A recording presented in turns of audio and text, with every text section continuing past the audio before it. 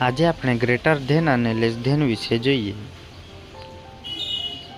તો greater than અને less ધેનના ચિહ્નો ગણિતમાં સંખ્યાઓની સરખામણી કરવા માટે વપરાય છે। ઓકે, તો તે ટીચર બધાને સમજાવે છે તે આપણે જોઈએ, બરાબર છે। પહેલું જોઈએ ગ્રેટર ધેન। તો ગ્રેટર ધેન આ પ્રમાણે ચિહ્ન છે, જોઈ લેવું, ગ જેવું દેખાય ને। તો આ ચિહ્ન દર્શાવે છે કે ડાબી બાજુની સંખ્યા જમણી બાજુની સંખ્યા કરતાં મોટી છે। તેને ગુજરાતીમાં મોટી સંખ્યા કહેવાય। ઓકે, ગુજરાતીમાં મોટી સંખ્યા છે। ઉદાહરણ જોઈએ તો 8 ગ્રેટર ધેન 5। તો 8 એ 5 કરતાં મોટી સંખ્યા છે।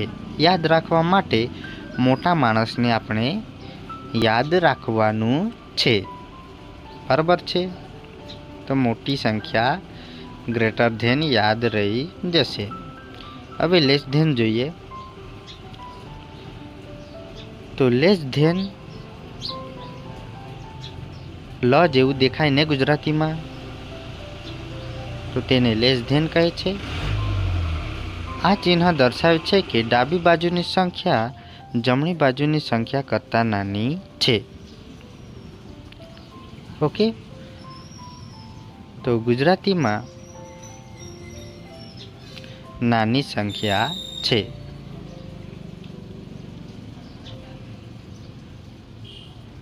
ઉદાહરણ 5 લેસ ધેન 9। તો 5 એ 9 કરતાં નાની સંખ્યા છે।